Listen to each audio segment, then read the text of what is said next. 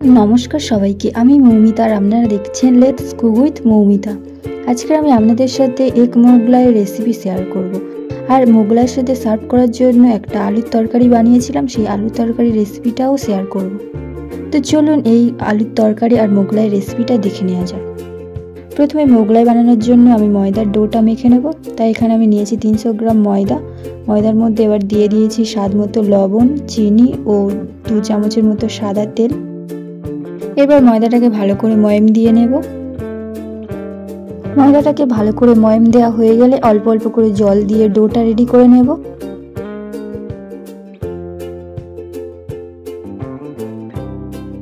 ময়দার ডোটা আমার মেখে নেওয়া হয়ে গিয়েছে। এরপর ওপর থেকে কিছুটা সাদা তেল মাখিয়ে এটাকে আধ ঘন্টার জন্য রেস্টে রেখে দেব। ততক্ষণ আলুর তরকারি আর মোগলাইয়ের পুরটা রেডি করে নেব। তাই এখানে আমি একটা কড়াইয়ে তেল গরম হতে বসিয়ে দিয়েছি। তেল গরম হয়ে গেলে দিয়ে দেব 2 চামচের মতো পেঁয়াজ বাটা। পেঁয়াজটাকে একটু প্রথমে নেড়ে চেড়ে নিয়ে ভেজে নিয়ে দিয়ে দেব হাফ চা চামচের মতো আদা কুচি, দিয়ে দেব কাঁচা লঙ্কা কুচি। কাঁচা লঙ্কার পরিমাণটা আপনারা বাড়িয়ে কমিয়ে নিতে পারেন। এরপর সমস্তটাকে খুব ভালো করে ভেজে নিয়ে দিয়ে দেব বিস্কুটের গুঁড়ো। এরপর সমস্ত মশলার সাথে বিস্কুটের গুঁড়োটাকে ভালো করে ভেজে নিতে হবে। একটু ভাজা ভাজা হয়ে গেলে দিয়ে দেব স্বাদ মতো লবণ। লবণটাকে খুব ভালো করে বিস্কুটের গুঁড়োর সাথে মিশিয়ে নিয়ে দিয়ে দেব সামান্য গরম মশলা। এরপর আবারও কিছুক্ষণ নেড়ে চেড়ে নিয়ে এটাকে সাইডে রেখে দেব।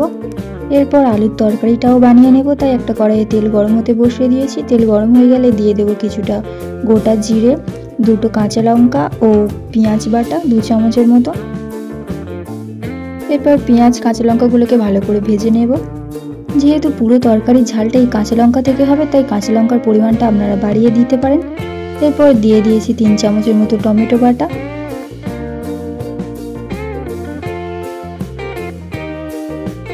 দিয়ে দেব হাফ চা চামচ রসুন বাটা ও হাফ চা চামচ আদা বাটা। এবার সমস্তটাকে খুব ভালো করে ভেজে নিতে হবে। দিয়ে দেব স্বাদ মতো লবণ ও কিছুটা হলুদ গুঁড়ো, দিয়ে দেব সামান্য কাশ্মীরি লঙ্কা গুঁড়ো। এরপর সমস্ত মশলাটাকে খুব ভালো করে ভেজে নিতে হবে। যখন মশলা থেকে তেল ছেড়ে দেবে তখন দিয়ে দেব আগে থেকে সিদ্ধ করে রাখা আলু। এরপর আলুর সাথে মশলাটাকে খুব ভালো করে কষিয়ে নেব। দিয়ে দেব সামান্য গরম মশলা। গরম মশলাটা দিয়ে আলুটাকে একটু নেড়ে চেড়ে নিয়ে দিয়ে দেব হাফ চা চামচের মতো ধনে গুঁড়ো।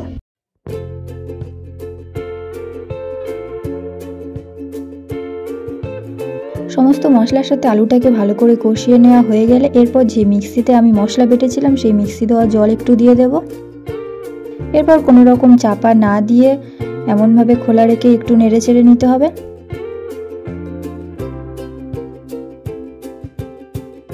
এরপর জলটা শুকিয়ে গেলে দিয়ে দেব হাফ চা চামচের মতো চিনি। ব্যাস, আলুর তরকারিটা রেডি হয়ে গিয়েছে। এরপর এটাকে সাইডে রেখে দেব। যে ময়দার ডোটা রেখেছিলাম সেটা নিয়ে ফাইনালি মোগলাইগুলো রেডি করে নেব। দেখুন এটা রেস্টে রাখার ফলে কতটা সফট হয়ে গিয়েছে। ফাইনালি এবার মোগলাইয়ের পুরটা রেডি করে নেব। তাই এখানে আমি একটা মিডিয়াম সাইজের পেঁয়াজ কুচিয়ে নিয়েছি আর নিয়েছি কিছুটা লঙ্কা কুচি। এর মধ্যে 2টো ডিম দিয়ে দেব।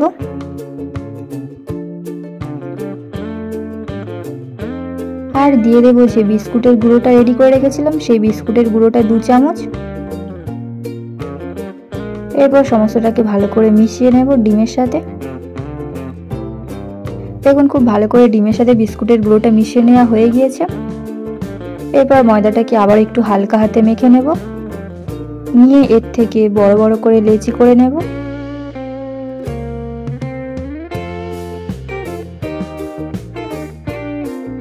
এরপর লেচিগুলোকে একটু হাত দিয়ে গোল করে নিয়ে বেলে নেব।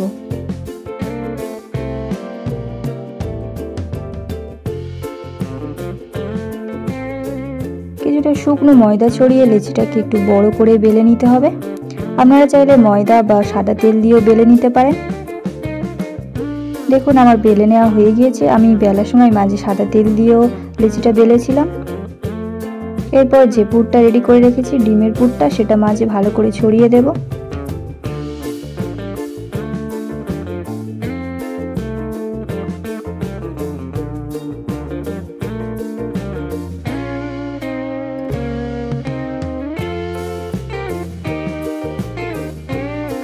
সাইডগুলোকে ফাঁকা রেখে ডিমের পুরটা একটু ইকুয়ালি ভালো করে চারিদিকে ছড়িয়ে দিতে হবে।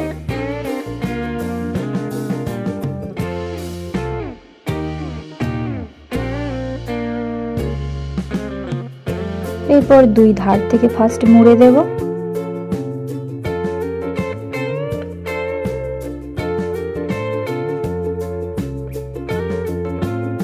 এরপর নিচের দিক থেকে মুড়ে একটা চারকোনা শেপ দিয়ে দেব। আশা করি আপনারা ভিডিওটা দেখে বুঝতে পারছেন কেমন ভাবে মুড়তে হবে। এবার ভালো করে সাইডগুলো চেপে চেপে দেবো যাতে এটা খুলে না যায়। এরপর একটা চাটুতে আমি তেল গরম হতে বসিয়ে দিয়েছিলাম। তেল গরম হওয়া শুরু করলে মোগলাইটা দিয়ে ভেজে নেব। গ্যাসের ফ্লেমটাকে একদম লোতে রেখে মোগলাইটাকে একটু সময় নিয়ে ভেজে নিতে হবে।